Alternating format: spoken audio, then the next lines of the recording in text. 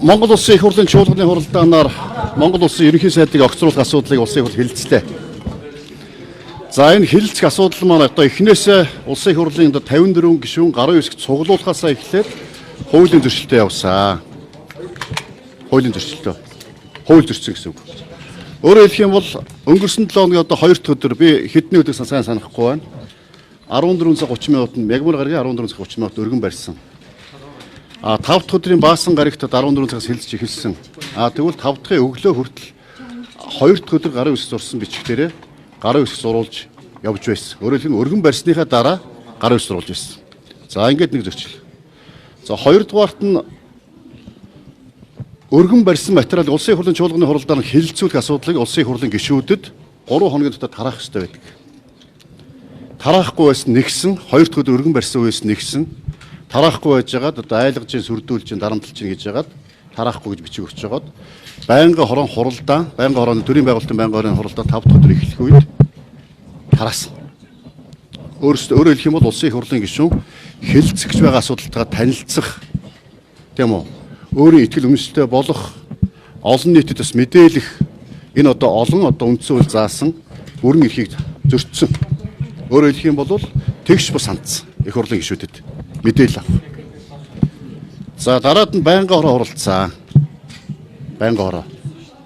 За байнгын хорооны хуралдаанаар асуудлыг одоо хэлэлцэхдээ байнгын хорооны одоо хуралдаан даргалагч маань бас дэгийн хуулийн бас хэд хэдэн заалтыг зөрчсөн ийм хурал болсон.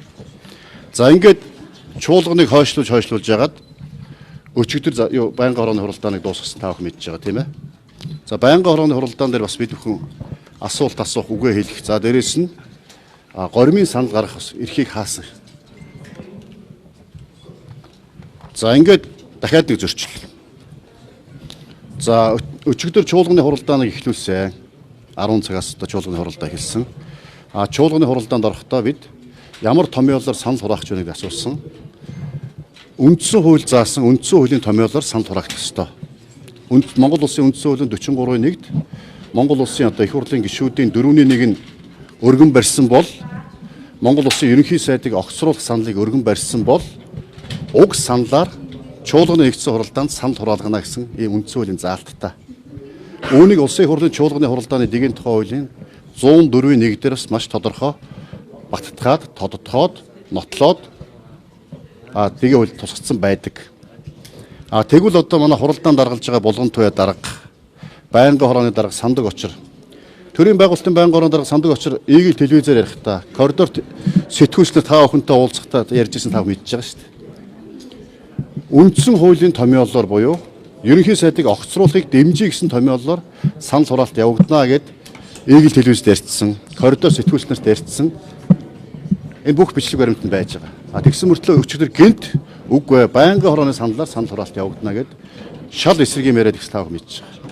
Өөрөөр хэлэх юм бол хууль зөрчөөд өөрсөнд байгаа тийм алах, эндэр, микрофон энийг ашиглаад ерөнхий сайдыг үндсэн хуулийн бус аргаар унгаах, огцруулах энэ ажлыг одоо хийж өнөөдөр үндсэндээ бол зорьсон зорилгодоо хүрч байна.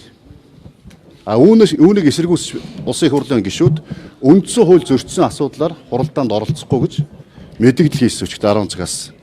За мөн одоо мэдээллийнхаа дараа бид хүн шаардлага хөргүүлсэн. Энэ томьёолоо өөрчлөө. Томьёолоо. Энэ төрийн байгуулалтын байнгын хорооны санал дүгнэлтээр төрийн байгуулалтын байнгын хорооны саналаар чуулганы санал хураалтыг явуулах юм бол үндсэн хууль болоод чуулганы хуралдааны дэгийн тухай хууль зөрчнө гэдгийг шаардлага тавьсан мэдээлэл хийсэн эрдсэнд ороогүй. 24 цаг одоо шахаж одоо гишүүдийг өстой жинхэнэ амлж тийм үү. Янз янзын одоо асуудлыг шийдэж хүчээр одоо тийм авцарж оролцуулж байж өнөөдөр эцэг хүчээр хүргэсэн. Янз бүрийн асуудал шийдсэн гэдэг. За мэдээлүүд байгаа тий. Одоо бас нөгөө нөхдөч нь бас байдаг шүү дээ. Тэгээд энэ дээр за байж би дуусгах. Уучлаарай. За уучлаарай би дуусгах. Дахиад би хуулийн төсөл яриад. Ой би хуулийн төсөл яриад дуусгах гэдэггүй. Дараад нараас асуултанд хариулъя. За дахиад улсын их хурлын чуулганы хуралдааны дэгийн тухай хуулийн 6-гийн 2 дээр нэгдсэн чуулганы тийм үү пүрэв баасан гарагийн 9 цагаас эрдсэндээ орно 10 цагаас чуулганы хуралдаа эхэлнэ 17 цаг 18 цаг дуусны заалттай чуулганы хуралдааны дэгийн тухай хуулинд. Тэгвэл тухайн өдрийн эртцээрээ эрдэнэд орсноороо эрдэнэдээ бүртгүүлээд 18 цагта хаагдаад шаардлагатай сунгаж хуралдаад тэр чуулган тэр өдөртөө хаагдаж явах ёстой. Тэгвэл өчигдрийн эрсээр явуулсаар хагаад өнөөдөр Баасан гарагийн 10 цагийн шинэ эрс бүрдүүлэх ёстой л энд хууль зөрчигдсөн. Дахиад дэгийн тухай хуулийн тий. За дахиад дээрэс нь бас одоо дэгийн тухай хуулийн хуралдааныг нээгээгүй байж тийм үү? Улсын хурлын дэд дарга хуралдаан даргалагч тийм үү? Хуралдааныг нээж хэлэлцэх асуудлыг танилцж байж олон нийтэд нээлттэй мэдээлэл өгөх ёстой. Тэгвэл хуралдаан нээгээгүй бүтэн 24 цагийн туршид өнөөдөр энэ дэр микрофоныг ашиглаж улсын хурлын гишүүдийг тийм үү? Одоо доромжилсан, одоо элдв байдлаар одоо хэлсэн иймэрхүү одоо байдлаар өөрөө үндсэндээ хуралдаан даргалагчийн бүрэн эрхээ хэтрүүлж энэ дэр микрофоныг хууль бусаар ашигласан. Ийм байдлаар өнөөдөр үндсэндээ процесс явагдаад өнөөдөр байнгын хорон дээр их хурлын гишүүдэд бас тийм үү 13 цаг 30 минутаас өмнө дуусах ёстой. Гэтэл их хурлын гишүүдэд бас давуу байдал олгох зарим гишүүдэд нэг гишүүн асуултанд 4 минут асуугаад 2 удаа тодруулах хэрэгтэй. Гэтэл энийг одоо давуу байдал олгож зарим гишүүдэд бол олон удаа асуух боломж олгож олон удаа хариулт өгөх байдлаар бусад гишүүдийнхээ асуулт асууж үг хэлэх боломжийг хаалаа. Сая бол үндсэндээ 30-аад гишүүн асуулт асууж үгээ хэлж чадсангүй.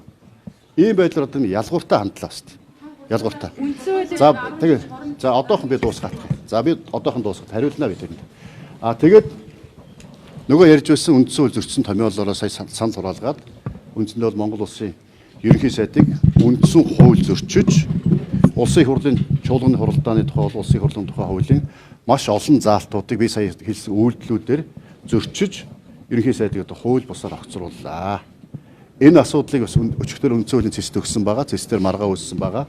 Монгол улсад хууль байдаг бол Монгол улсад тийм үү хуульчт нь бид бүхэн үтэм төрийн албан тушаалтнууд албан хаагч нар хуулиа дээдэлдэг бол Монгол улсад тийм хувь хүн биш хууль засагладаг байх нь үгүй гэдгийг одоо үндсэн хуулийн цэц болон за бусдад хуульчид холбогдох албан тушаалтнуудаас харуулах байхаа гэж одоо бодож байна. Засаг босчноор юу ямар шийдэгдэх гээд байгаа юм. За би булган туй дарагта төрийн байгуулалтын байнгоноос гарч ирээд Монгол улсын ерөнхий сайд дээрээс нь сангийн сайд авахлан бид гураас уулзсан. Энэ дээр одоо хуралдаа удирдаа сууж байхад. За томьёоллыг асуусан. Ямар томьёолоор санал хураах гэж байна гэж. Төрийн байгуулалтын байнгын орны саналаар дэмжээгүй саналыг дэмжиж гэсэн томьёолоор санал хураалгана. Төрийн байгуулалтын өөрөөр хэлбэл үндсэн хууль зөрчсөн санал хураалт явуулна гэсэн. За тэгээ миний дөө эрхэм гишүүнээ их хурлын дэд дарга хууль зөрчүүзээ наач үндсэн хуулийн зөрчил болно шүү. Их олон үр дагавартай шүү. Эцэстээ төрийн эрхийг хууль бусаар авах гэдэг тийм үү? Гэмт хэрэгш болж болзошгүй шүү. Миний дүү бас анхаараараа энд гэж хэлсэн. Үүнийг одоо сайн санаж одоо хэлсэн үгийг одоо тийм үү? Их дарамт гэж одоо ойлгосон байна лээ. Бидний одоо үндсэндээ энэ жоохон зөрчил, үл ойлголцол бидний ийм эмзэг байдал тийм үү?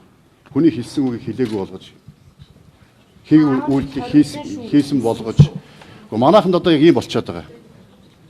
Нөө хулгайчийг бариараа гэж хашгирдагтай адилхан тийм үү?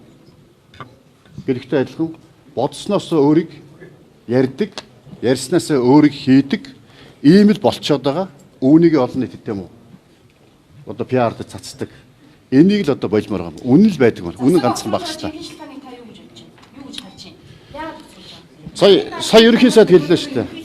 Сая ерөнхий сайд хэллээ. Яруулах боломжийг нэг бол өвчмөр юм шүү. Хулгайтай нүүрсний хулгайтай тэмцэх ажлыг эхлүүлсэн. Үүнээс болоод намын даргын асуудал болсон. Үүнээс болоод үндсэндээ энэ асуудал маань Монгол улсын ерөнхий сайдыг огцруулах асуудал боллоо гэж Монгол улсын ерөнхий сайдын чуулганы хуралдаан дээр маш тодорхой хариултаа өглөө. Цэц шүүхийн гаргаагүй шийдвэр өмнөөс ингэж ярьж болдог юм уу? Болно. Шийдвэрээ гаргаж. Сада одоо хоёр талд хууль тайлбарлаад энэ дахиад төрийн гацаа үргэлжлэх юм шүү За дээ. бидгээ хэлээд хөө. Энэ хоёр хүнийг хоёулыг нь огцруулаад төрийн ажилдаа оруулъя гэдэг юм. Монгол улсад хууль засагдгийн байна уу тийм үү? Алах микрофон барьсан хүмүүсэнтэй хүч төрдгийн байна уу гэдгийг үндсэн хуулийн цэц дүгнэлтээр гарч харуулах байхаа.